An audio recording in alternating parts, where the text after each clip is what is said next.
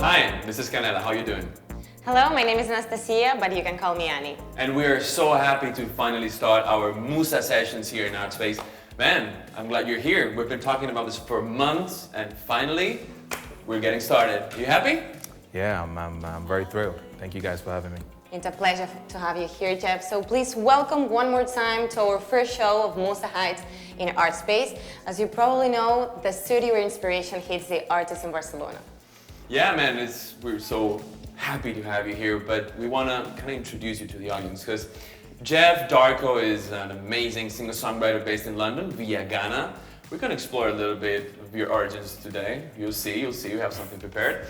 And he is an electric performer. You'll be able to see him perform tonight. So, what else can we say? We can say that he is someone that has dared to mix two very different genres. On the one hand, we got gospel. On the other hand, we have psychedelia, and he's created something magical called the psychedelic gospel. So how come you put those two styles together? Well, there was no strategy behind psychedelic gospel. It all started at a point in my life where I was very stressed. I was not very happy. A lot was going on. I had so many family pressures. The job at which I was doing before was also giving me a lot of pressure. And I happened to be in Slovenia where I connected with a producer who welcomed me. He was also going through his own journey of life. And I guess we started creating without any expectation. I didn't know what to expect. I just wanted to let out something because I had so much burden, I had so much to say. And making that music with him, and hearing the first few songs, he immediately pointed out psychedelic gospel. At first sight, I didn't know what it meant. It just sounded cool from the outside, right? But it felt good. You kind of knew it from the inside that it would make sense at what point, but you only knew, I didn't know whether it would make sense. I just, from a outside perspective, because I came from an outsider perspective, right? Always kind of looking at things from the outside and how cool things look on the outside. So seeing or hearing psychedelic gospel, I was like, wow, this sounds dope, right? But I kept on making the music because it felt good within, all right? Because everything that I was pouring out was all the burden, was all the truth, was all the suffering, was everything that I was going through. So we kept on doing the music. He was also healing at the same time, I was healing. But we needed each other. It was a very interesting relationship we had there. And then later it took quarantine for me to really understand what psychedelic gospel means. And so I stand today representing psychedelic gospel, and that's a bit of how this whole genre came about. You told us that your outfit has something to do with that. Yeah, well, right. The skin. Yeah. I'm collaborating here with a good friend of mine, Zach V, amazing designer. I reached out to her, explained my environment, where I am right now, who I am. And funny enough, she was also working on her new collection. This is part of her new collection. The name of the collection is Ecdysis, which, it's sort of when the serpent is evolving, and shedding new skin. For her, it really symbolizes growth and new beginnings. And I'm in a new stage of my career. I'm beginning, so we kind of connected in that way. And at the same time, the serpent in Greek mythology symbolizes, is a symbol of the god of medicine. And for me, psychedelic gospel is also medicinal. It was a process where we were healing in Slovenia, and I want to use this embodiment of a sound to connect and help other people heal and be in the same umbrella. But at the same time, another thing that through working with Maria, who is the founder of Zagvi, is at the same point when the serpent in the Greek mythology represents the god of medicine, as a symbol of god of medicine, but at the same time in the Christian world, it's viewed as temptation, something bad. Yeah, like the devilish. serpent was who tempted Eve, and so when you look at psychedelic gospel, there are two different worlds. Psychedelic has seemed very dark to many people. It's like, well, you know, and gospel is somewhat what people see as like joyful and bright, you know, with the choir and everything. And so I just love the contrast of the two. And for me, the serpent really symbolizes so many things. So it was just a perfect, powerful fit for my expression. Amazing. Could we say that the symbol of this psychedelic gospel is then a snake? Can we represent it as a snake or not? It's many things. It's many things. It's bringing two worlds together. It's for me, I think that the clear way to define this connection with psychedelic gospel is a new chapter, a new beginning. Good. A change of skin. Yeah, absolutely. New birth. That's amazing. So before we continue, because I think we're going too fast, we have a little present for you. Oh wow! You ready? You know, Really sure if you're ready for that, but okay. you should be ready. Yeah. Camilla, We talked help about me. something about the origins, right? Remember? Yeah. So which one? Blue? I think that's Okay. So, And you have to pick which one you want to go first with. we go ladies first. Okay. thank you. Yeah. So I'm always last one. Yeah. Right. sorry. Yeah. Go ahead. Who Go run ahead. the world? So, are you prepared? Let's Let's do it. 3, 2. 1. Yeah. All right. Hey. I will show you Good guys. one. Nice. Show the audience. Yeah, little Jeff, huh? Little It's Jeff. not me. little It's not Jeff. me. All right. So, can you tell us a little bit more about it? Amazing dress, man. How old were you here? Yeah, to be honest, I don't remember how old I was. What I remember is I was just getting ready for church. My grandmother just put that outfit on me. I didn't know what it was, and you know, you can see I'm frozen there. I was just like, what the hell? Like, you know, all these flashes and everything going on in front of me. But this is the kente, it's a traditional African wear from Ghana.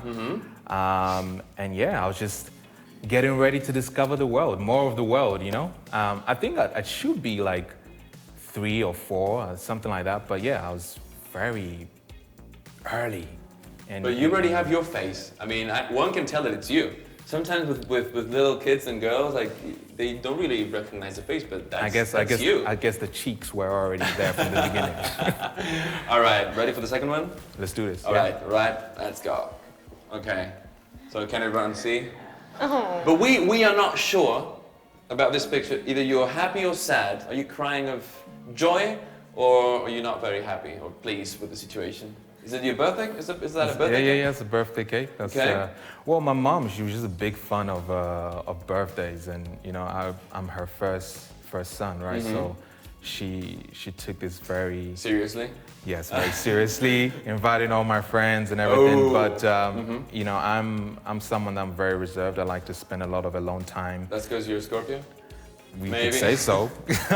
We can link it to so many things, but you know, I like to just keep to myself, and I don't like big parties and being at the center of attention and well, things then like we did so many things wrong today, right? I know. What we're doing here.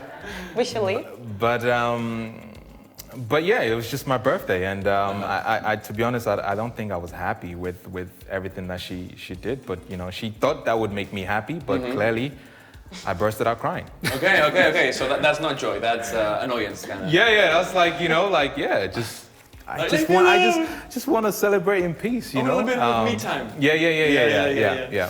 So okay, we want to link this to like the beginnings of an artist, because like to many people, artists just pop up when they're 15, right? They pick up a guitar or a keyboard and they do their first song because maybe they have their first love or whatever. But there's definitely something going on during childhood that affects you, about how you feel this stuff when you're older.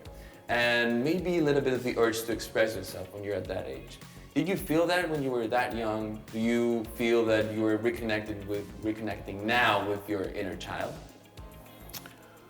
Yes, I feel I'm reconnecting now with my inner child, because at that age and after so many years during you know, throughout this journey of life, I still didn't know myself. I still didn't know. You know, for sure I always, you know, had music within me, but I did not know how to use my gifts. I was lost with you know, the right function, you know, because we all have gifts, right? But if you don't know how to use it, then it's useless. You know, there is no effect. So It's only up to a couple of years ago, I guess, and COVID was a blessing in disguise, I guess, to allow Blessing me. in disguise, that's a good one. To allow me to connect and to understand all the experiences that I went through building the psychedelic gospel, why I'm in this environment, why I'm doing this music. I never expected to be expressing myself in this way, but I guess after a long period of time extra quarantining, because You did it hardcore, or yeah, were you like us that we were sneaking out? No. We were sneaking out a lot, actually. Yeah. At a point where they said, you can actually go and take a walk at this time or that time. Yeah. I was not doing that. I was literally trapped. I felt like I was in prison, but obviously we see prison as a negative thing, but I see prison as sometimes a perfect way to pause and reflect and go deep inside, because we spend so much time outside seeing, being cool, dressing cool, this or that, but I think one of the most important thing is the inside, nurturing the inside, allowing that to flourish, feeding it with the right nutrients for it to really evolve and for you to come to yourself. So I'd say I'm recently getting all of that together to understand who I am and my expression as an artist, Is it that hardship, through COVID, through like not having all the resources like one as an artist would like to have, is that kind of, you think, enhancing the artist's creativity? You think that maybe because we have to look for the resources we don't have, or just manage with whatever it is that we have, that we kind of get the end result? Because we're going to be listening now to your music, and your music is so innovative, because we know it's gospel, but then it comes psychedelia inside, and it's like, from my perspective at least, it's very modern, it's very updated. It's not psychedelia from the 60s. You could really tell that it's psychedelia from today. But I have a hard time imagining that if you had all the resources in the world and COVID was not involved, would you come up with such a great idea? To be honest with you, like, we look at resources today because we have tons of resources to be able to create and do what we want to do to express ideas that are within our head and things like that. But I think the true answer is you just stay true to yourself. Staying true to yourself is being very simple, just like the child. This is what I've learned throughout this process, and simplicity brings innovation. Simplicity brings ideas. Simplicity allows you to find yourself and to communicate exactly how you feel without any filter. With all the resources we have today, not every resource is for everyone, and sometimes it confuses us. It's a distraction to helping you be pure.